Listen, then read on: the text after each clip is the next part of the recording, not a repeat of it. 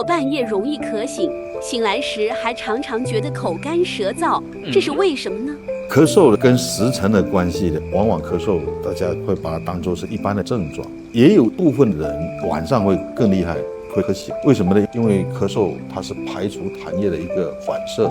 当睡觉的时候，经过几个小时睡觉，痰液会积在肺部或者在气管，一段时间后会通过咳嗽反射把痰给排出来。所以很多人睡了一半会咳嗽，其实跟痰液的这个处理是有一定的关系的。